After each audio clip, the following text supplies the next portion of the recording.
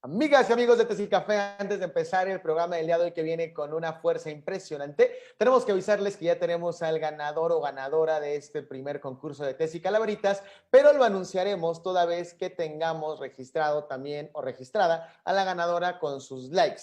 ¿Cómo pueden participar para dar ese like, querida Sari?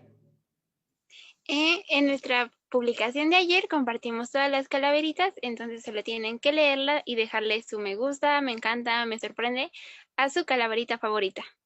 Mi querido Bicho Barojas, ¿qué es lo que se va a ganar la persona que tenga mayores likes en esta publicación? Claro que sí, se va a llevar aquí un kit de Tesicafé, se va a llevar su Tesicafé, ahora sí su Tesicafé, su cafejín, o bien su Tesimezcal, ¿verdad? Bien rico. Bien rico, muy bien, entonces anímense porque si sale muy chida esta actividad, bueno, no muy chida, chida, después para Navidad vamos a tener algún otro regalito muy chido, un regalo muy lindo, gracias a todas las personas que participaron, y pues aquí estamos en Tesicafé a nombre de Jesus que ahorita está haciendo unas cosas de producción, Sari y Bichito, les mandamos un abrazo.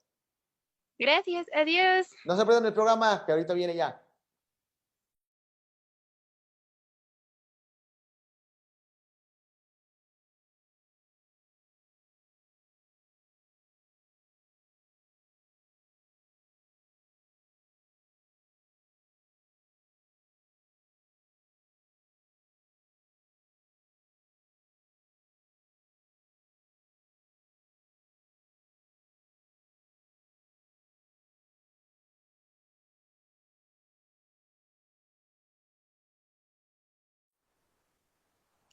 Hola amigas y amigos de Tesicafé, es un gusto para mí el día de hoy volver a saludarles en una emisión más de los Tesitips para solucionar, quejarse, hablar, proponer, disponer, dialogar, decir, predecir, cualquier cosa que tenga que ver con su proyecto de titulación.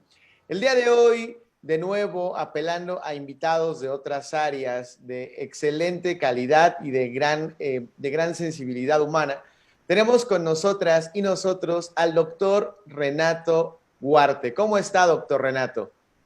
Hola, bien, buenas tardes. Buenas tardes, recomendadísimo profesor de nuestra estimadísima Sari, quien nos ayuda aquí en Tesicafé, quien ha llevado una excelente estrategia tanto de redes como con los grupos de Tesicafé. Entonces estaremos con muchas ganas de escucharle, doctor, y ya sabe que este es su espacio, pueden participar, preguntarle al doctor, comentar, cualquier cosa, aquí abajito en Facebook Live se puede o a cualquiera de nuestras redes sociales digitales en Tesicafé. Doctor Renato, pues un gustazo tenerlo aquí. Sí, un gusto estar acá con ustedes.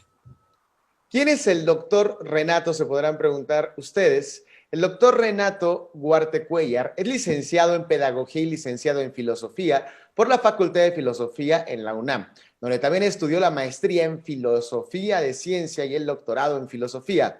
Egresado de la licenciatura en Letras Clásicas por la misma universidad y especialista en Ciencias Antropológicas por el programa conjunto UAM Conaculta y OEI. Desde 2004, profesor de la UNAM, sobre todo en el área de filosofía de la educación vinculada con la historia de la educación y la teoría pedagógica. Ha trabajado en proyectos de educación no formal, al mismo tiempo que en el área de filosofía, también ha elaborado en cuestiones de filosofía del lenguaje y filosofía de la religión. Tutor de posgrados en pedagogía, filosofía de la ciencia y MADEMS. Ha dirigido más de 35 trabajos de titulación y obtención de grado, así como participado en más de 120 exámenes profesionales y de grado. Desde 2010 coordina el Seminario de Filosofía y la Educación en la Facultad de Filosofía y Letras y desde 2015 es miembro del Sistema Nacional de Investigadores Nivel 1 del CONACYT.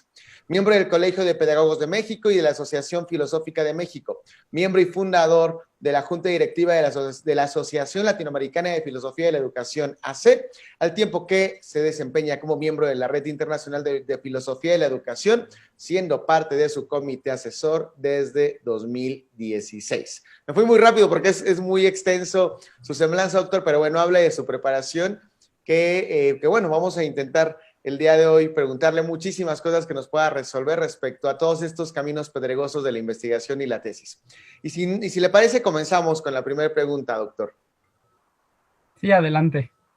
Bueno, en esta primera pregunta nos gustaría precisamente que nos comentara en este momento como investigador en qué se encuentra, qué proyectos está realizando, en dónde está su interés en este momento de investigaciones. Pues básicamente yo ahora, digamos, en este instante estoy trabajando tradiciones no occidentales de filosofía en general y tradiciones no occidentales de filosofía de la educación. Eso quiere decir, por ejemplo, pensamiento, digamos, asiático, africano, latinoamericano, es decir, todo el pensamiento que no tiene que ver necesariamente con Europa y Estados Unidos, aunque necesariamente pues ahí hay intercambios, etcétera. Y por otro lado, estoy trabajando distintas teorías de la traducción, Órale. sobre todo en la antigüedad tardía y el impacto de cómo entendemos la traducción hoy en día. Qué interesante, doctor. Y en este momento de pandemia, ¿cómo ha llevado sus investigaciones o qué alternativas ha ido teniendo para que igual la gente que del otro lado nos sintonice comience a encontrar experiencias de investigadores como usted que están trabajando en este tiempo de crisis?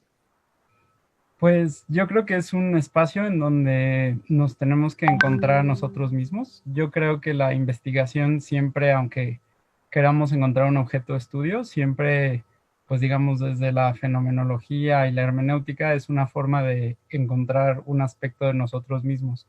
Entonces, pues digamos, yo no, por el momento, o digamos en este instante, las investigaciones que realizo no tienen que ver con trabajo de campo, que haría mucho más difícil salir, etcétera, ir a entrevistar gente o aplicar proyectos de educación no formal, etcétera, sino que Claro. básicamente pues he tenido que lidiar con la computadora, como todos, con los libros, con documentos, en fin, pasar muchas horas en la computadora y sobre todo no desesperar.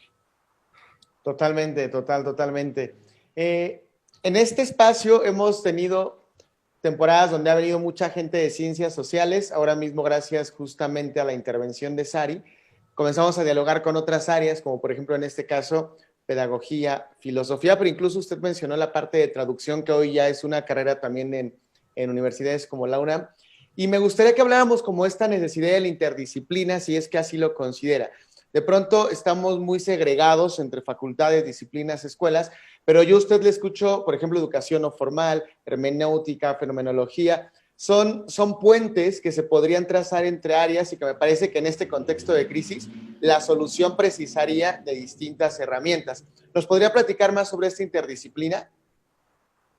Sí, con mucho gusto. Pues yo lo que he descubierto no es que me puse a buscar la transdisciplina en sí misma y después entonces puedo teorizar sobre qué es eso, sino que Claro. más bien fui descubriendo por mis propios intereses que pues un poquito de acá, un poquito de allá y luego me decían es que estabas traicionando el gremio y entonces ¿por qué te vas de aquí para allá? Y yo creo que esas categorías después entendería, porque en la maestría trabajé cosas de filosofía de las ciencias sociales y humanas, pues que en algún momento las disciplinas se separaron en pequeños cajoncitos y que pues hoy en día las respuestas a todos nuestros problemas pues tienen que regresar antes de que elaboráramos estos cajoncitos. Entonces, por ejemplo, me acaba de contactar un alumno de sociología que está viendo cuestiones epistemológicas en Jean Piaget, como le decimos aquí, Órale. Piaget, y entonces yo le digo, pero es que yo no veo qué tiene que ver y me manda un artículo y entonces él me hace ver unas conexiones que pues yo no había visto y entonces de pronto conocer el mundo clásico, antiguo, grecorromano, a uno le dan otras pistas. Acabo de terminar de revisar una tesis sobre Iván Illich, hecho por un filósofo, que no es muy común que los filósofos trabajen cosas de críticas a la educación, por ejemplo, y bueno, pues Illich mismo hacía estos puentes, ya que con su trayectoria, por ejemplo, de sacerdote, de filósofo, de políglota, en fin, hacía cosas maravillosas. Entonces yo creo que tenemos que perderle miedo a esas barreras, porque esas barreras pues fueron artificialmente creadas, y creo que la respuesta está en ayudarnos los unos a los otros, ¿no? Los que tienen una disciplina ayudan a los de otra y viceversa. Muy interesante punto de vista, yo lo comparto. Y vamos entonces ahora a una pequeña sección, doctor, para regresar para hablar de su papel como asesor de tesis, como persona que apoya varios proyectos, ya leímos en su semblanza que es uno de los puntos que se encuentra en su trayectoria. Esta sección se llama Soy Tesista, es una sección que ya lleva 2 temporadas, son personas que están haciendo tesis y nos hablan sobre el avance que han tenido para que las y los colegas que nos siguen del otro lado observen que hay personas que están avanzando para que sigan sus procesos y no se sientan solos ni solas en este mundo llamado tesis. Vamos a esta sección, mi estimado Jesús, y regresamos para seguir platicando con el doctor Renato Guarte Cuellar. Adelante. Hola, soy Samantha, soy diseñadora gráfica y mi tesis habla de geometría en el diseño textil, sobre todo en la parte del estampado. Hacer una tesis siempre conlleva ir bien o ir mal en algunos aspectos, entonces creo que siempre hay que aprender de los malos y pues felicitarte a ti mismo por los buenos. Entonces, de lo malo hay algunas cosas que se han detenido debido a malentendidos con la asesora o comentarios que no han quedado muy claros, pero en la parte buena es que todo eso ya se solucionó y puedo continuar con mi tesis. Entonces, vamos por ello. Ay, creo que Tesicafé es todo lo más hermoso que me ha pasado. Sobre todo la gente que conocí ahí y el equipo que hice con Dulce y Brenda para avanzar en la tesis. Creo que encontré un equilibrio muy bueno ahí entre las 3 personalidades, entonces te ayuda como a basar todo tu conocimiento y tener las opiniones de ellas. Han sido como muy buena retroalimentación.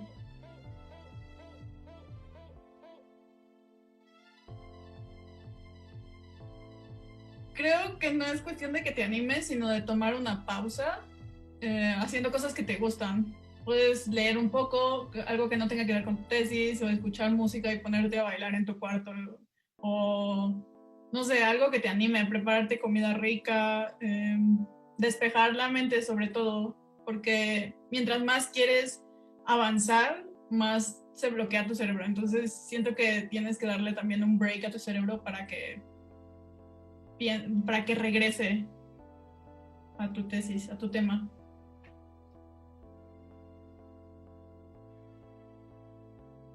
Haciendo dibujitos, sobre todo esquemas. Realizo como, no sé si han visto como esas imágenes que tienen puras palabras relacionadas con un tema en específico. Eso es lo que hago yo. Empiezo a escribir conceptos, palabras aleatorias, ideas que quiero que estén presentes en ese capítulo o en esa sección de la tesis, y a partir de ahí empiezo a hacer esquemas. Por ejemplo, bueno, este ejemplo siempre lo doy, pero en mi segundo capítulo habla de geometría. Entonces, ¿qué es lo que quiero saber de la geometría en este capítulo? Pues obviamente su definición, sus antecedentes, categorías, conceptos, bla. Entonces todo eso lo escribo sobre una hoja o un papel bond gigante con plumoncitos de colores para que se vea más bonito y te animes más a hacer la tesis.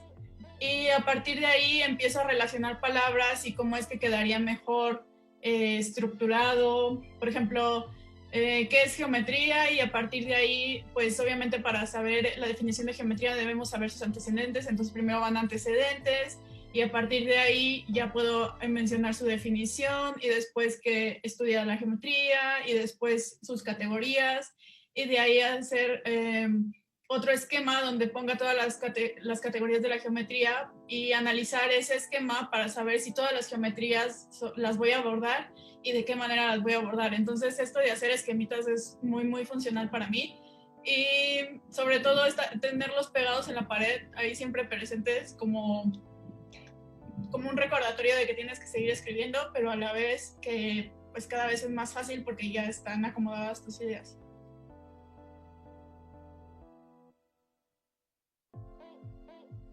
Ay, amigo, yo vivo en libros, entonces todo está tranquilo, pero tengo una relación muy, muy, muy seria con mi tesis, entonces es una relación un poquito tóxica porque es de amor-odio, pero sé que al final de cuentas vamos a triunfar y esa tesis va a tener fin y pues nada, ahí va a ser el examen profesional y todo.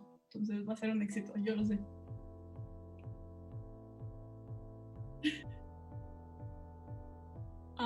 Desde que inicié la carrera, la materia que más llamó mi atención siempre fue la de geometría. Entonces, a lo largo de los años, comencé a tener como más relación con la parte de diseño textil, que años que si no me hubiera tardado tanto tiempo en iniciar la carrera, creo que jamás habría tomado ese tema, porque durante esos años de pausa fue cuando empecé a relacionarme con todo lo textil. Entonces decidí hacer esta fusión entre geometría y diseño textil. Y eso más que nada, o sea, como tomar lo que más te gusta de tu carrera y relacionarlo con algo que ya te gusta de por sí. Entonces, creo que tienes que ser muy inteligente en esa parte para no aburrirte de tu tema.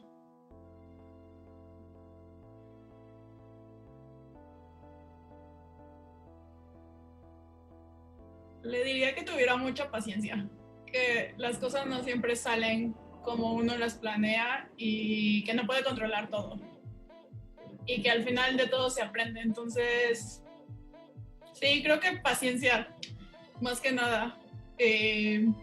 Como dice mi mamá, filosofía para tomar las cosas y todo lo que venga. Entonces, creo que le diría eso.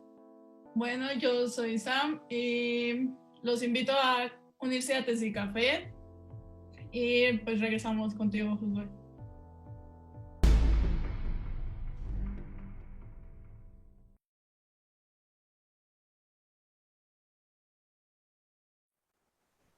Regresamos después de esta pequeña sección llamada Soy Tesista, que ustedes eligen además, porque recordemos que mediante Instagram ustedes eligen a las personas que precisan ver de Comunidad Tesicafé para que nos hablen sobre sus avances. Nosotras y nosotros somos los primeros que aprendemos de estas experiencias. Esperamos que ustedes también. Les recordamos que los canales de comunicación están abiertos a través de YouTube, Spotify, Facebook, Twitter y desde luego este Facebook Live, en donde les contestamos aquí en este preciso momento lo que nos estén diciendo, los saludos para el doctor o también las preguntas que puedan tener. Doctor, hablábamos entonces sobre su papel como investigador y pasamos para hablar sobre su papel como asesor de tesis, como persona que ha estado en jurados. Ni más ni menos que 35 tesis asesoradas y 120 exámenes en los cuales usted ha estado. La cuenta me parece muy precisa. Voy a tomar nota como usted lo hace, porque además no llevo tantos y no podré dar la cifra exacta todavía. Entonces, platíquenos sobre este proceso. ¿Cómo ha vivido usted el ser asesor de tesis? ¿Qué le significa? ¿Qué se le viene a la mente cuando hablamos de ello? Para mí, dirigir una tesis, tesina, informe, implica una labor interesante, yo creo que de las que más disfruto siendo académico, pero también de las más difíciles, porque cada persona es un mundo y cada proyecto es otro mundo dentro del mundo de esta persona. Entonces, claro, uno tiene que saber exactamente, por ejemplo, cuándo hacer un comentario, digamos, alentador, que siempre, pero digamos, a veces que no llegue a ser autocomplaciente. A veces me toca ser el malo de la película y decir, me ha tocado, por ejemplo, casos en donde le digo, sí, pero el viernes de la otra semana me entregas ese capítulo. No, pero es que, no, el viernes, o sea, entonces, o sea, hay veces que uno tiene que mediar y está la parte humana, no solo la parte, digamos, académica, que por supuesto haber hecho, pues, digamos, 4 tesinas, cuatro tesis, perdón, una tesina y estar siempre como aprendiendo para que uno no se oxide, tiene que estar esta parte humana, en donde uno tiene que saber, pues, desde la química de la persona. Yo sugiero ampliamente, yo doy una materia en la licenciatura en Pedagogía en la Facultad de Filosofía y Letras de la UNAM, que se llama Identidad y Vinculación Profesional, en donde uno de los módulos tiene que ver con titulación. Y yo lo que les digo es, traten de no encontrar a la vaca sagrada, encuentren a un tutor o tutora que digamos que sí sepa del tema, que pueda orientarlos a nivel temático, pero lo más importante es la relación personal. alguien que tenga, a quien le tengan la confianza de decirle, me siento mal, acabo de tronar con mi pareja, Claro. y que los entienda y sobre todo, pues que entiendan los ritmos de trabajo. Por ejemplo, yo soy un tutor que yo les digo, aquí estoy, en cuanto me necesites aquí, me escribes, estos son este es mi teléfono, mi correo electrónico. Y, por ejemplo, si un alumno o un asesorado, digamos, pasan un año, año y medio y no me contacta, yo no los estoy buscando. Y eso, por ejemplo, puede generar mucha angustia en la gente, que no hay alguien detrás de ti. Claro. Y hay algunos colegas que, por ejemplo, todos los jueves nos vemos a las 8, de 8 a 8:20 de la mañana en mi cubículo y me Ajá. entregas avances. Y hay gente que le funciona mejor. Yo no soy así, no me funciona a mí, pero mi sugerencia es que encuentren a alguien que también en cuanto a ritmo de trabajo les ayude. Entonces, la parte académica, la parte de la confianza y el ritmo de trabajo creo que son fundamentales para llevar a buen puerto cualquier tesis, tesina o informe académico o las diferentes formas de titulación. Me parecen tremendos consejos. Y ahora, recurriendo a su memoria y experiencia, ¿qué anécdota nos podría contar como asesor de tesis que ahora mismo le venga a la mente entre estos 120 exámenes que ha tenido? Que hay muchas dudas de los exámenes en quienes hemos pasado por este proceso. ¿Qué hacen los asesores cuando deliberan? ¿Cómo se vive un examen? Son como muchos elementos que sé que quizá están asociados a algunas experiencias o anécdotas que usted puede contarnos, doctor. Pues digo, de mi propia experiencia y de asesorar no he asesorado 120 trabajos, pero sí, digamos que ya han terminado por ahí un poquito más de 35. Y lo que yo les digo es que uno se va a poner nervioso, que es inevitable. El acto, y es muy bonito, el examen profesional o de grado es una herencia de los gremios medievales, donde, por ejemplo, el maestro zapatero, cuando el oficial ya iba a hacer su obra maestra, traía a otros 3 maestros del gremio y entonces mostraba su obra maestra y le hacían preguntas. Entonces es una especie como de herencia medieval muy hermosa que se tiene Sí. que ver como el cierre de esto, ¿no? Entonces, mi sugerencia siempre es, acuérdate que cuando te piden exponer, estás exponiendo para los invitados. Ahora en el mundo virtual es complicado porque pues no se puede tener invitados en la sesión, a menos que uno conecte la compu a la tele e invite a la tía, a la abuelita, pero pues ya no se pueden llenar esos auditorios que, por ejemplo, en la Facultad de Ciencias me han dicho que pueden caber hasta 80, 90, dependiendo del auditorio, etcétera. Y obviamente en cada facultad, en cada universidad, pues los usos y costumbres van variando. Pero les digo, miren, en esos 15 o 20 minutos explica de qué va tu trabajo al público asistente. Y luego, pues, pues en general hay pues muchas anécdotas, pero sobre todo muchos se preguntan qué hacemos cuando estamos deliberando y el 90% del tiempo es llenar papeles. Entonces, se creen que la deliberación a veces toma 20 minutos, pero no es cierto. Es decir, en general es así, por favor revisa que no te equivoques, en fin, que va aquí. En general los que tenemos un poquito más de experiencia les decimos a los más novatos, no, así no, así asado. Eh, y pues sí, la deliberación en general es una cuestión que ya más o menos se va sintiendo. Digo, por ejemplo, en la Facultad de Filosofía y Letras de la UNAM, la mención se tiene que dar por unanimidad. Y sí me tocó una vez en donde justamente la sinodal más joven, o más bien con menos experiencia, pues sí dijo, no, no, yo no le doy la mención. Y los otros 2 profesores, pues sí le dábamos la mención. Y la cuestión es que bueno, no se le pudo dar la mención porque tiene que ser por unanimidad según el reglamento, pero al final la que acabó muy arrepentida fue la profesora, porque creo que era su primer o segundo examen, Ah, muy bien. y entonces se vio, digamos, más estricta, más papista que el papa, como se dice Sí. popularmente. Entonces esas cosas son accesorias. Yo creo que hay que como respirar hondo, ir pues con mucha certeza, porque al fin y al cabo el estudiante es quien hizo el trabajo. Entonces, pues ese es el papel del asesor, y yo cuando no soy asesor y soy sinodal, también trato de hacer que la persona haga que brille su propio trabajo, no tratar de humillarla, aunque sí tengo colegas o sabemos de colegas, ¿no? Que así luego pueden Claro, llegar a ser. claro. Qué interesante diálogo, doctor Renato. Nos llegan preguntas de comunidad Tesicafé y una de las preguntas que son preguntas que no se atreven a preguntar a sus asesores o asesoras y aquí hemos resuelto, ha habido de todo tipo de preguntas para profesores y profesoras que nos visitan, es la siguiente. Aquí en su currículum nos marca que, como efectivamente usted menciona, tiene 35 trabajos de titulación dirigidos y 120 exámenes aproximadamente profesionales y de grado donde ha participado. ¿En alguno de estos exámenes ha reprobado o alguien no ha pasado este examen? Porque es uno de los grandes temores que giran. Y si no paso mi examen, no es para que las y los colegas se confíen del otro lado, porque es un trayecto muy largo llegar al examen. ¿Pero le ha tocado que alguno repruebe el examen? Pues no, la cuestión es que uno como asesor se da cuenta del proceso. Sí me han tocado de pronto estudiantes que en la puerta del salón dicen, profesor, quiero que sea mi tutor. Y yo, muy bien, ¿de qué es el tema? Pues de esto y aquello. Muy bien. Y me dice, aquí está la tesis terminada.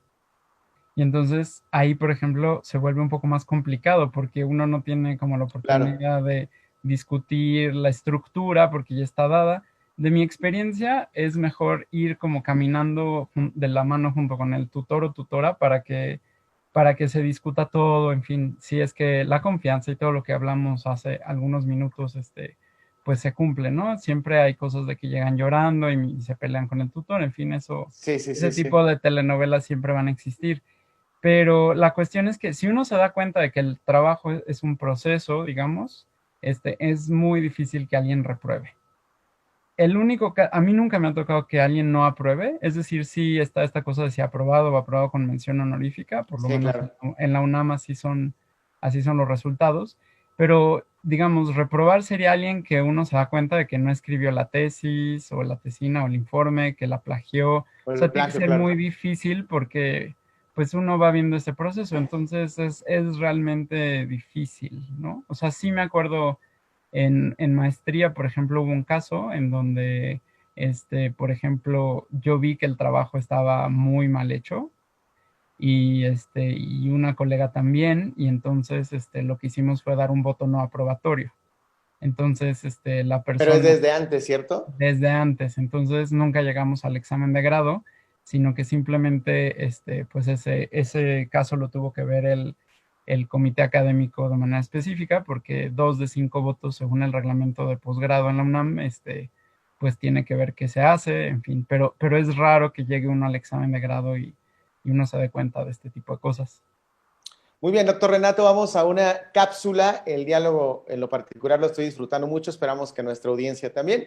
Pueden comentar, preguntarnos cualquier situación que se les venga a la mente. Seguimos con el doctor Renato. En el siguiente bloque vamos a platicar sobre ser investigador en estos tiempos, ser investigador en México, ser investigador, particularmente a usted le toca en la UNAM.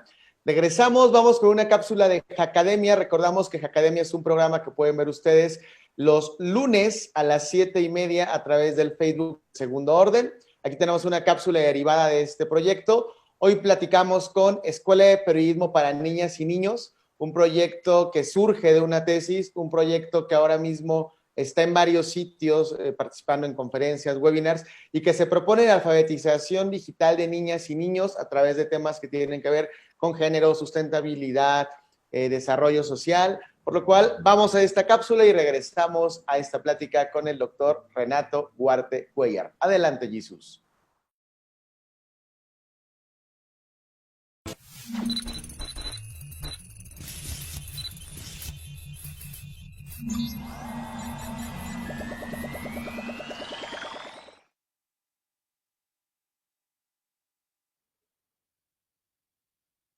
Amigas y amigos de Hackademia, hackeando al sistema desde adentro, desde afuera y desde donde se pueda. Estamos el día de hoy muy contentos y contentas en pleno Día de Muertos y en vivo para que ustedes conozcan bastantes, variados y significativos proyectos que están construyendo otros mundos y otras formas posibles, desde sus trincheras y desde sus propias subjetividades.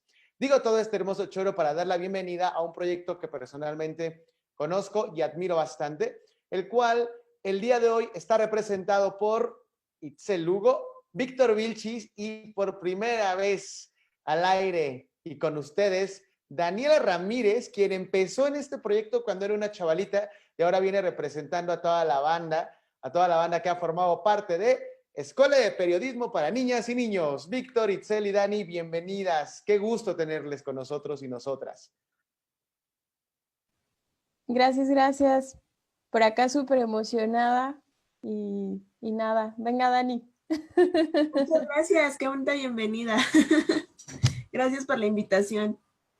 No, gracias a ustedes por aceptarla. Sé que ahorita viene una agenda muy llena de la cual ya nos platicarán. Al proyecto le están llegando algunas alianzas, lo cual me da mucho gusto y oportunidades de expandir el mensaje. ¿Qué mensaje? Y es la pregunta que les quiero hacer de arranque. ¿Qué mensaje? ¿Qué es la Escuela de Periodismo para Niñas y Niños, colegas? Gran pregunta. Pues comienzo y si se me va algo aquí, queridas colegas, me ayudan.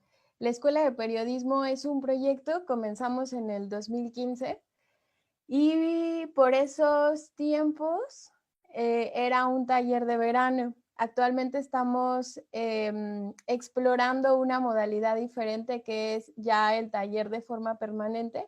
Entonces, en ese sentido, buscamos generar contenidos junto a niños y niñas. Tenemos, es decir, una perspectiva intergeneracional, contenidos de forma segura y libre. Es decir, que la protección, que es muy importante hacia las infancias, no eclipse su protagonismo. Y en ese sentido, esa es nuestra metodología de trabajo. Somos un grupo, pues sí, de jóvenes principalmente. Dani, por ejemplo, se incorporó este último taller de verano, que de las cosas, digamos, positivas que podemos sacar de la pandemia es que nos posibilitó hacerlo en línea. Entonces, ahorita seguimos en esa modalidad. Y que entonces, como mencionan ustedes, pues ya son algunos años y generaciones y tenemos la oportunidad, lo cual se me hace muy chido, de entrevistar a una persona que ha pasado por todas estas etapas y que me gustaría mucho que en sus propias palabras nos comentara su experiencia, cómo lo ha vivido desde que inició en su primera generación hasta ahora, y me refiero evidentemente a la ex periodista y ahora facilitadora Daniela Ramírez. Cuéntanos, Dani, ¿cuántos años tienes primero? ¿A los cuántos años empezaste? ¿Cómo ha sido este proceso? Ahorita tengo 17 años, pero entré cuando tenía 13. Cabe destacar que solo aceptaban hasta los 12 años. Entonces solo fue de, pues a ver, y me gustó. Y la verdad es que me quedé con una bonita experiencia, conocí nueva gente y aprendí que siempre debo de hablar, nunca me tengo que quedar callada. Y pues después yo veía que ustedes seguían compartiendo las fotos, todo acerca de los niños y la escuela de periodismo. Y pues en este año medio raro, decidí mandarle mensaje a Itzel que me gustaría apoyarlos en la escuela. Y me dijo que adelante y enseguida me empecé a informar y empecé a entrar a las llamadas y todo. Y pues me gustó. Ambas partes como estudiante, tanto como moderadora, ha tenido muy bonitas experiencias. Ha sido muy padre. He aprendido mucho de ustedes, tanto de los niños. Y es muy bonito, de verdad. Aprendes mucho. Pues muy, muy bonito también escucharlo en tu propia voz y en la voz de facilitadoras, facilitadores, niñas y niños. Recordamos que estamos totalmente en vivo, como somos academia, a veces lo hacemos falso en vivo, a veces grabado, a veces en vivo. Nos gusta jugar con la contingencia que implican estos tiempos que ya dijo Dani, han sido un poco raros, en lo cual yo también estoy de acuerdo. Vilchis, como sabes, este programa se llama Hackademia y entonces buscamos diversos enfoques que curiosamente parten de lo teórico y luego se llevan hacia otros espacios. ¿Cómo les ha servido su formación en cuanto a ciencias sociales, en cuanto a sociología de la infancia, en cuanto a decolonialismo? O sea, ustedes sé que son bien, llamaríamos ñoños, ñoñas y les encanta leer y todo esto. Y en la perspectiva de un ñoño, ñoña, pues está todo el día en la biblioteca y ahorita estaría confinado, buscando un promedio de 10. Itzel, por cierto, Itzel ya va a ser maestra en los próximos días. Pues yo veo que van con buen promedio, pues maestría no como que cualquiera. Por ahí Dani ya va a entrar a la Facultad de Política, según me ha chismeado. Tú estás ya también ejerciendo lo que estudiaste. y al mismo tiempo están haciendo este proyecto, como que no cuadra que entonces esta cuestión de la ñoñez se lleva un proyecto de intervención social. ¿Qué nos puedes contar sobre ello? Pues creo que tiene que ver mucho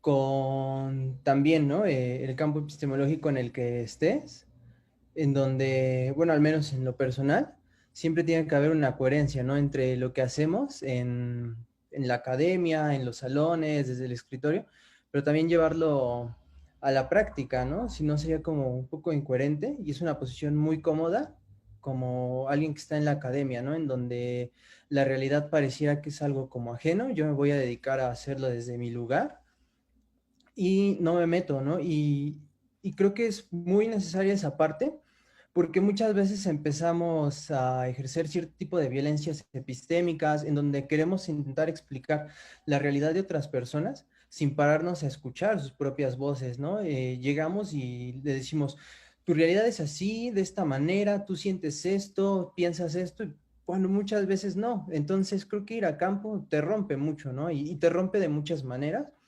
Y creo que ahí le agradezco muchísimo a Itzel, que fue la que nos metió también mucho en esto de protagonismo infantil, donde mejor, eh, antes de decirle a las personas, ¿no? Y intentar explicarles, vamos a ponernos a escuchar su propia realidad y ver cuáles son esas voces que están ahí, ¿no? Creo que Dani mencionó algo muy importante, que es lo de no callar, y agregaría que también la escuela de periodismo te enseña mucho a escuchar, que es también una parte muy fundamental en la academia.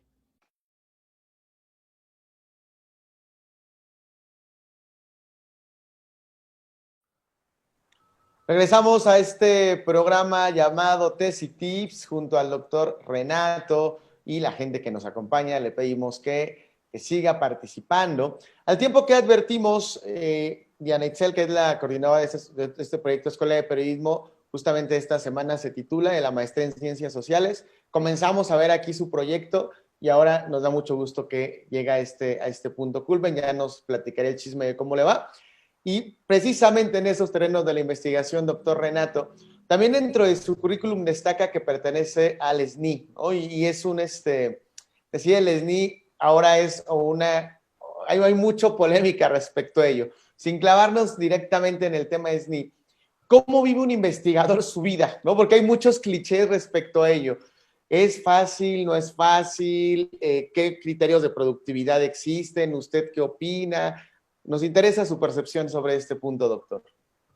Pues no, esa pregunta no viene para nada mal en los tiempos en que nos han informado que han cambiado el reglamento del CONACYT, que ahora va a ser CONACYT, que incluye en humanidades, ciencia y tecnología. Pues yo siento que crecemos, o al menos yo crecí con esta idea de que ser investigador era usar una bata blanca y, digamos, hacer cosas como en matraces o vinculadas más con brazos mecánicos o cosas de esta naturaleza. Y cuando yo decidí, digamos, estudiar humanidades, claro, no fue así, sino que primero decidí estudiar pedagogía y después filosofía, y así fui ampliando esto que conocemos como las ciencias humanas o humanidades, pues no era tan claro qué significaba eso, hasta que, digamos, pues conocí a la gente de los institutos de investigación en la UNAM, por ejemplo, los de humanidades, y pues básicamente la investigación hoy en día es escribir. Entonces, lo cual a mí me parece pues un tanto penoso, porque claro, creo yo que por lo menos lo que nos hereda la filosofía antigua es que investigar quería decir justamente investigarse a uno mismo y a los otros. Entonces, por eso me gusta mucho dirigir trabajos de titulación y de obtención del grado, porque creo que esa es la verdadera investigación. Es como ayudar a otro a encontrarse a sí mismo, a encontrar un tema que le apasione, etcétera, ¿no? Pero, sin embargo, el CONACYT, si bien sí toma en cuenta los trabajos que uno dirige, tanto en licenciatura, maestría y doctorado, se centra más en la capacidad que uno tiene de publicar cosas, ¿no? A diferencia de nuestros colegas, digamos, más vinculados con cuestiones tecnológicas, en donde evalúan qué tantas patentes, han hecho, o, digamos, se evalúa de una manera pues distinta. Básicamente los elementos que tiene CONACYT hoy en día o con los cuales nos evalúan es el número de trabajos publicados, de artículos, de libros, de capítulos de libro, etcétera. Entonces, digo, no sé, mucho tiempo se nos evalúa a los de humanidades y ciencias sociales como si fuéramos de ciencias duras. Por ejemplo, en mi CBU, mi currículum vitae único, me siguen, o sea, está el espacio para patentes, pero bueno, nosotros en general no patentamos nada. Como les digo a mis alumnos, en el mejor de los casos hacemos un buen refrito de algo que ya se dijo hace mucho tiempo, ¿no? Entonces es una visión muy distinta. No sé cómo vayan a cambiar estas cuestiones en el nuevo CONACYT, con H, pero sé que, por ejemplo, redistribuyeron muchas cosas, abrieron un área de interdisciplina, en donde, por ejemplo, ya la vez pasada que me evaluaron, me evaluó tanto el área digamos, de humanidades como el área de interdisciplina, y creo que se está modificando, y creo que, pues, digamos, yo no me presento así, hola, buenas tardes, soy investigador del SNI. O sea, no es, digamos, mi rasgo identitario. En fin, o sea, creo que tengo otras formas en las que entiendo investigación. Entonces, pues, digo, tenemos que vivir con el mundo que nos toca vivir, y creo que ser parte del CONACYT y del Sistema Nacional de Investigadores ayuda.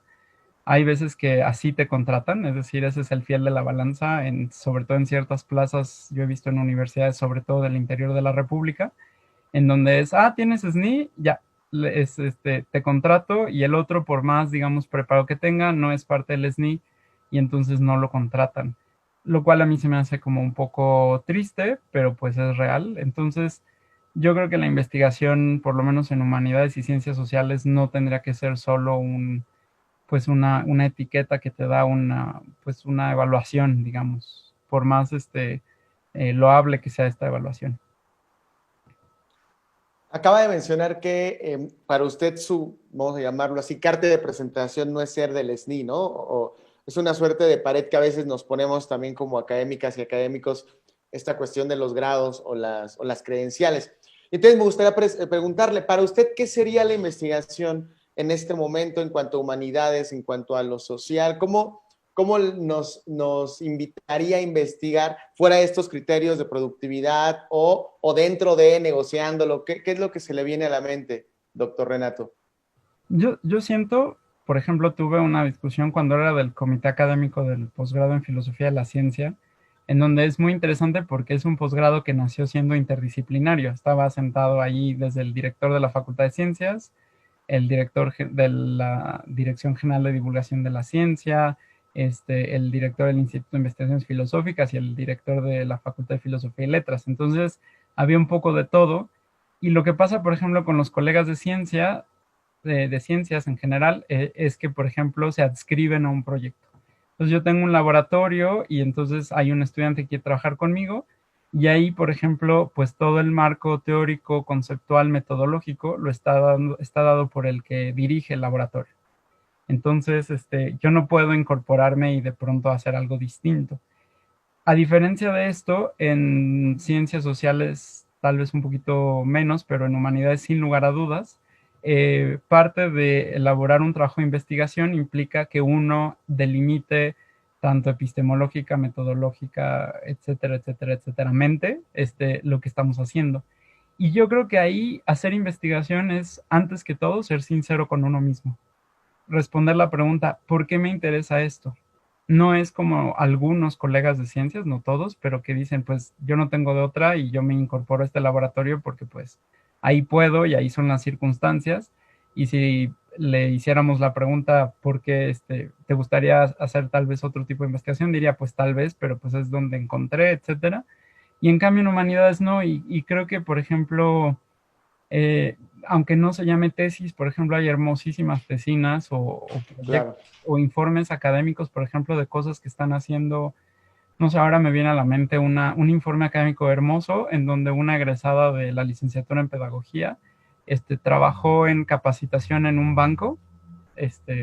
Bueno, ya casi no hay bancos nacionales, pero uno de esos bancos que llegaron aquí, y se encargó de toda la capacitación para la cuestión de la equidad de género y cuestiones LGBTI+, ajá, cuestiones indígenas, etcétera.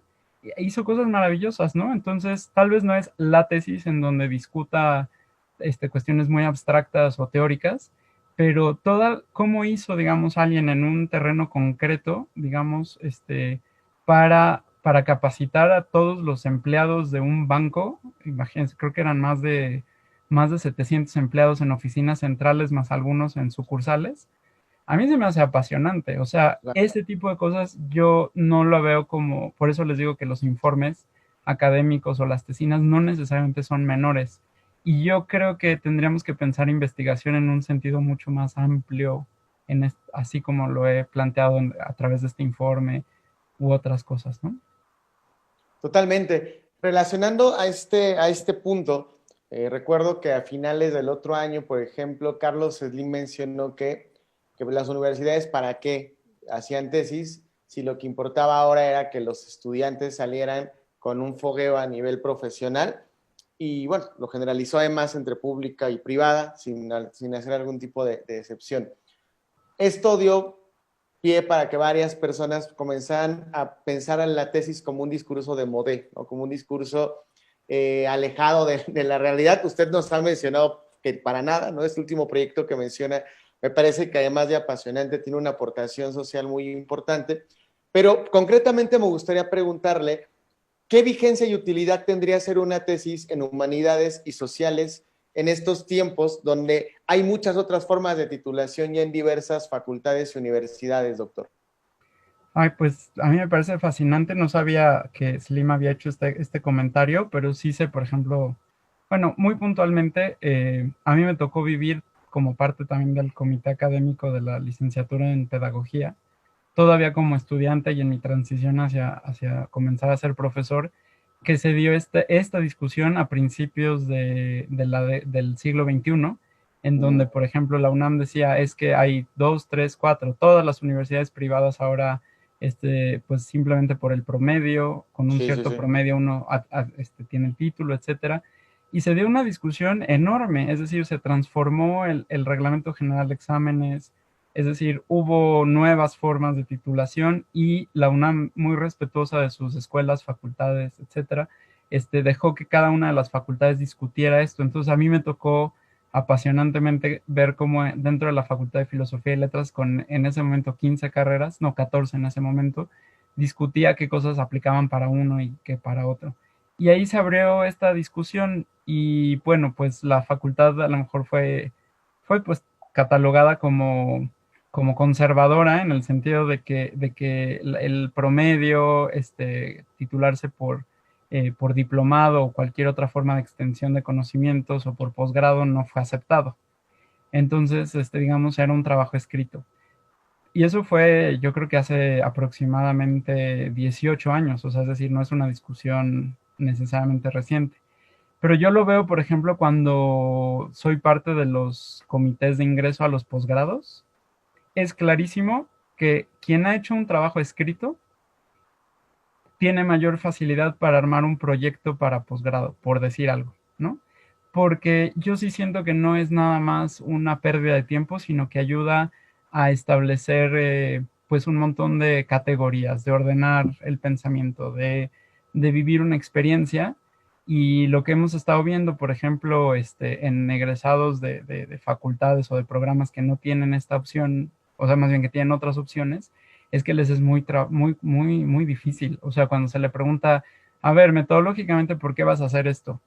Y se ve, o sea, que hay un patinaje artístico para tratar de argumentar por qué estoy haciendo lo que estoy haciendo o por qué quiero hacer lo que quiero hacer, de algo no muy complejo, ¿no? O sea, tú propusiste esto, ¿no? Tú quieres entrar al posgrado.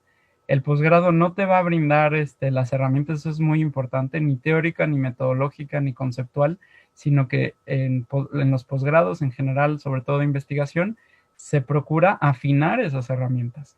Entonces yo he visto que sí ayuda a tener no solo la experiencia, sino todo un proceso formativo que yo no lo quitaría. Yo se lo recomendaría a todos. Cualquier tipo de trabajo escrito, sea tesis, tesina, informe, o sé que en otras universidades hay algunas otras opciones. Totalmente, doctor Renato. Por ahí la profesora Lorena González Boscó, quien da clases en políticas y en filosofía, hace 8 días nos decía que para ella, que también tiene un pie en la academia y otro en proyectos profesionales, una persona que es capaz de estructurar sus ideas en 100 cuartillas va a ser capaz de estructurar sus ideas en cualquier otro proyecto. Entonces, ella también lo ponía como un filtro importante de orden en el pensamiento y en la acción del pensamiento. Vamos a una cápsula, la última cápsula de este programa para regresar a hablar con el doctor Renato Huarte sobre la pedagogía y su vigencia respecto a las crisis que estamos viviendo, su aplicación y utilidad para conocer más a fondo tanto su perspectiva como la de proyectos que seguramente se derivan de sus estudiantes y de la experiencia que tiene como profesor. Antes de ello, entonces, vamos con la última cápsula, vamos con Nat y sus palabras, quien cada 15 días nos lleva a lugares para hacer tesis, proyectos con su sana distancia ahora o para que pidan un café muy rico. Y el de hoy fue al Café La Tangara, un café que está aquí cerca de Metro Copilco, y nos dicen cuál es el mejor café para hacer tesis y no dormirse. Vamos con esta cápsula, regresamos, Jesús, córrelo, y vamos a la última parte de la entrevista con el doctor Renato Huarte. Adelante.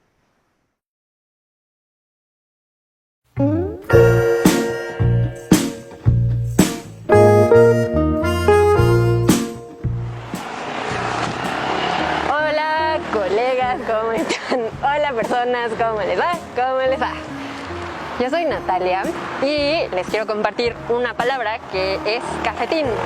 Cafetín significa café en el sentido de establecimiento, de acuerdo con el diccionario de la lengua española de la RAE. Y hoy estamos en un café, aquí en la Ciudad de México, cerca del Metro Copilco, que se llama La Tangara.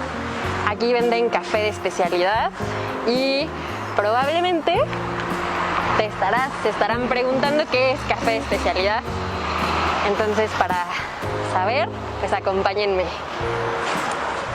Hola, soy Natalia y estoy en Atengara con Daniel, que es el encargado de tostar el café que se vende aquí. Entonces, vamos a preguntarle y vamos a saber de qué se trata este proyecto y cómo es todo ese proceso de tostar el café y qué implicaciones tiene. Entonces, me da mucho gusto estar aquí, Daniel, y pues muchas gracias por darnos la entrevista. Es un honor tenerlos aquí, Natalia. Muchísimas gracias por haber volteado a este pequeño espacio. Con mucho gusto. Oye, pues para empezar, cuéntanos cuándo surgió Atengara y qué se vende aquí. Bueno, la idea surgió hace un año, ¿no? Lo que vendemos aquí realmente es café de especialidad o café de una alta calidad, ¿sí? Surgió la idea porque realmente todos estamos muy al contacto del café, pero no todos sabemos, ¿no? del café que tomamos. Entonces justamente este espacio surgió para una pequeña educación y un acercamiento al café, ¿sí? Estamos ya trabajando desde hace un año, han sido tiempos difíciles, pero pues bueno, aquí seguimos de pie. Ok, mira, yo casi no sé nada de café, tomo poquito y sé poquito, entonces me gustaría que me dijeras qué distingue un café de especialidad de un café normal del que hay en casa. Buenísimo, mira, hasta para eso también la Tangara ha pensado. Hemos pensado también y ya lo hemos ejecutado. Hasta ahorita afortunadamente llevamos 6 cursos ya dándolo a personas inexpertas pero apasionadas del café. Entonces también nosotros acercamos esos conocimientos para que así como nosotros lo disfrutamos en tomarlo y en prepararlo, así también ustedes puedan disfrutarlo, ¿sí? ¿Qué es lo que distingue?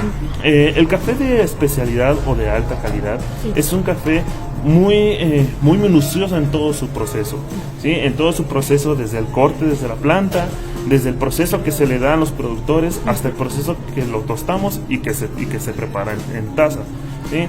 Yo soy el encargado de hacer la recolección del café, de hacer el trato con los productores, pasarlo al tueste, ¿sí? Y de ahí ya pasarlo también a las tazas y calibrarlo en cada uno de nuestros métodos, ¿sí?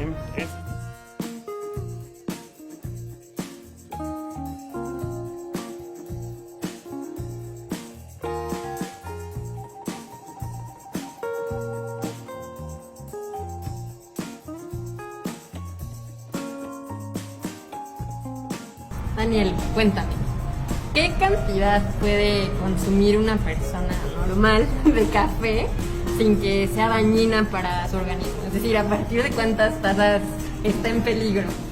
Bueno, realmente nosotros recomendamos, para que realmente lo disfruten, solamente 2 tazas. ¿En qué lapso de tiempo? Pueden tomarlo en el lapso de una mañana y en la tarde, ¿sí? Solamente es lo que nosotros recomendamos, solamente 2 tazas. Porque después de ahí sí empieza a alterar un poquito más. Y más que, pues bueno, si no estás tan acostumbrada a tomar café, pues bueno, solamente nosotros te recomendamos 2 tazas, ¿sí? Así ya lo disfrutas más. Pues bueno, lo único que me gustaría claro, agregar es que se involucran un poco en el café, ¿no? Al final y al cabo ya es como es cultura, ¿no? Ya todos crecemos al lado de la mano del café, ¿sí? Pero sobre todo darle que ustedes como compradores finales, ¿sí?, se interesen siempre en el nombre de los productores, que siempre tenga esa trazabilidad, que siempre ustedes conozcan todo lo que hay detrás de esa taza de café. Así nosotros como negocios nos veremos siempre impulsados para ofrecer siempre algo diferente y de muy buena calidad, pero sobre todo que siempre se interesen en ese trato justo. Pues muchas gracias, Daniel. Muchas gracias por toda esta apertura para introducirme, y estoy segura que a muchas otras personas también, a este mundo del café, que yo no me imaginaba todos estos elementos a considerar, y la acidez, y qué tan dulce es, etcétera, incluso que hay días buenos, ¿no? Entonces te agradezco mucho. Para mí fue un placer tenernos aquí y compartir un poco de nuestras experiencias. Esperemos que nos vengan a visitar y que, así como nosotros tratamos de descubrir cosas diferentes en el café, ustedes nos acompañen en este trayecto. Muchísimas gracias y pues son bienvenidos. Gracias.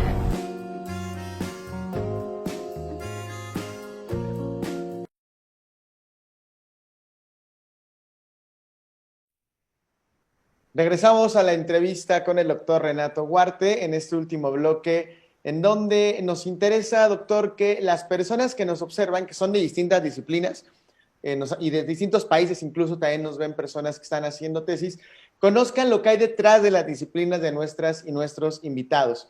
Y en este caso, usted tiene líneas de investigación muy específicas, ligadas, no exclusiva, pero sí fundamentalmente a la pedagogía, ¿no? Pero por ahí veo que filosofía del lenguaje figura, educación no formal.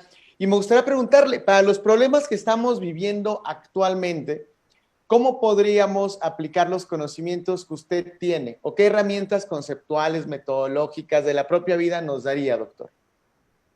Pues a veces parece que estas materias, digamos, muy teóricas, estorban o hay que quitarlas, o digamos, pensando en la practicidad, entonces se aboga por, digamos, reducir este tipo de estudios, ¿no? Yo descubrí que, digamos, por lo menos el sistema escolarizado de la Facultad de Filosofía y Letras en lo que respecta a la licenciatura en Pedagogía es de los programas, digamos, con mayor carga teórica, histórica y filosófica.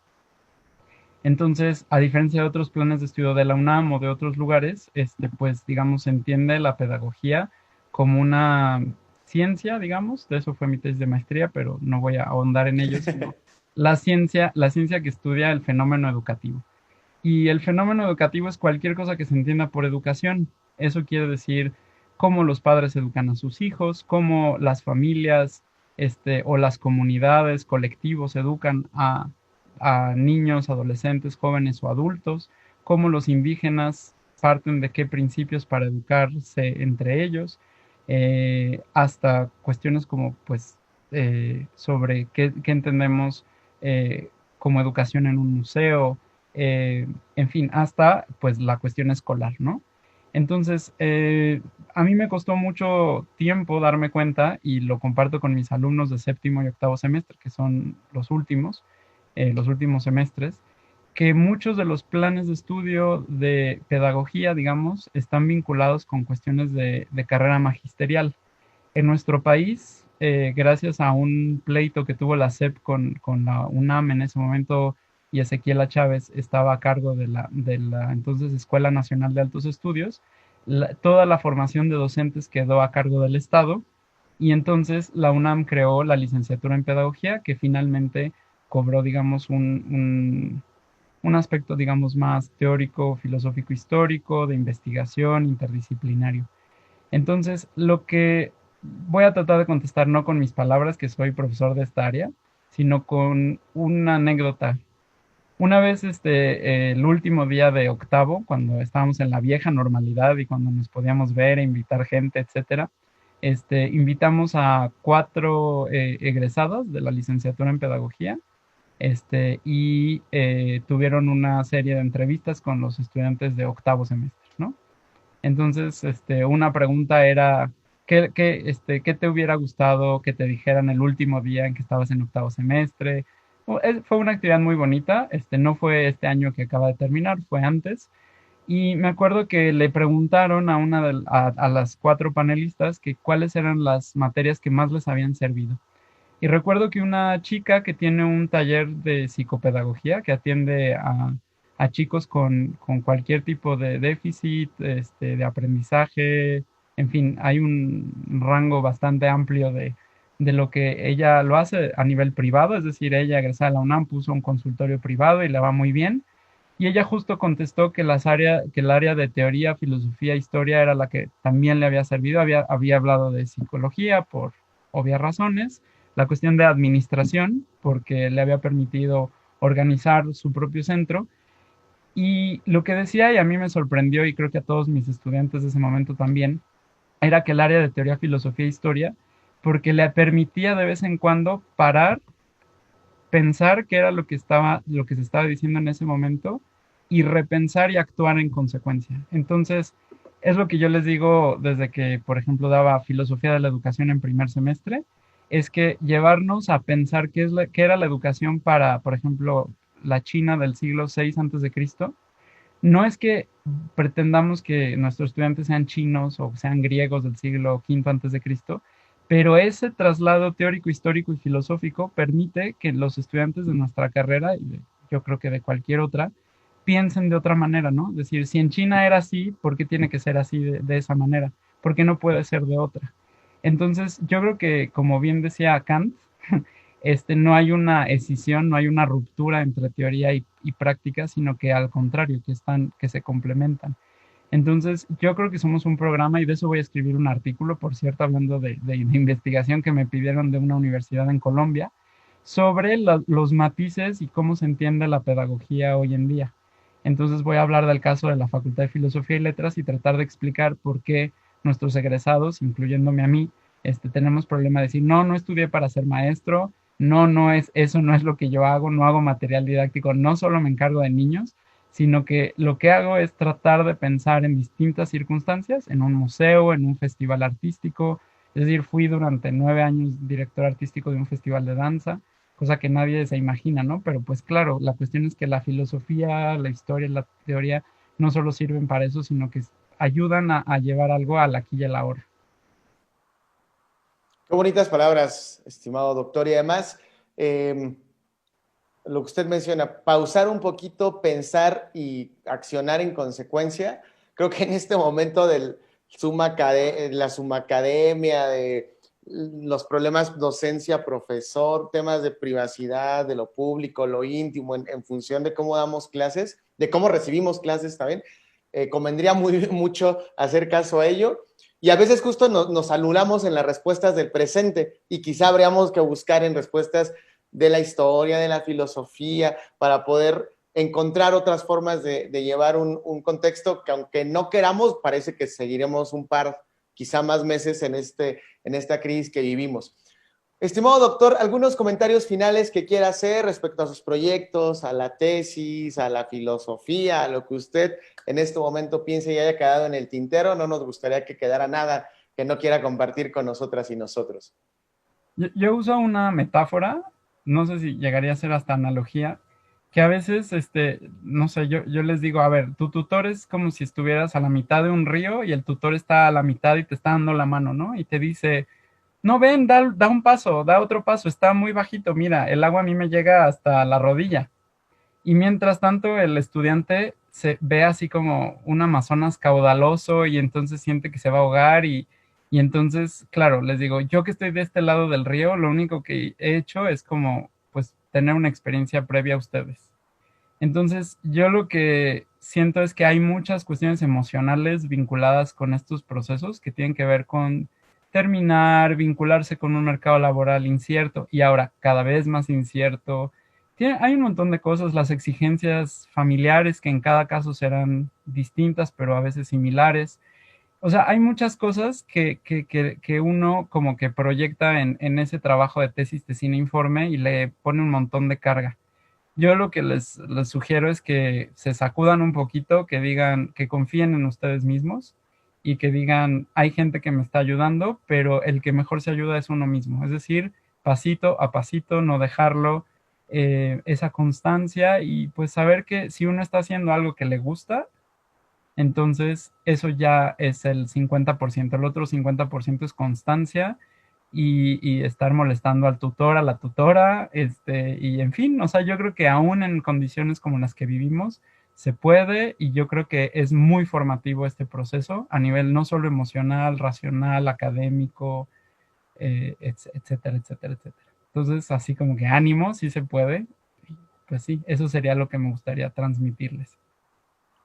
De acuerdo con usted, ya, aparte es una voz autorizada porque ahí hizo 3 tesis, entonces creo que si nos da estos ánimos es porque la experiencia se lo ha permitido decirlo así. Doctor Renato Guarte, un gusto tenerlo aquí en TesiTips. Ojalá que no sea la primera ni la última vez que visite este ciberestudio. Agradezco muchísimo a Sari, que fue quien nos proporcionó su contacto, equipazo de Tesicafé, en donde ella se encuentra. Jesus y Víctor, quienes están en producción ayudándonos a llevar este programa hasta ustedes, a la bondadosa y bonita comunidad Tesicafé que conforma los lazos y las solidaridades en este proyecto también, un abrazo. Y a la gente que nos permite entrar cada 8 días a su casa, para nosotros es una gran responsabilidad llevarles un poquito de experiencias de varios y varias académicos y académicas. Si tienen alguna duda, comentario, pregunta o sugerencia de profesores o profesoras que les gustaría ver por aquí, con toda confianza escríbanos. Yo soy el profe Lugo y nos estamos encontrando la próxima semana. Cuídense mucho, que vienen tiempos todavía un poquito complicados, pero con proyectos y sonrisas como la del doctor que en este momento se encuentra, vamos a salir avantes. Hasta luego. Chao.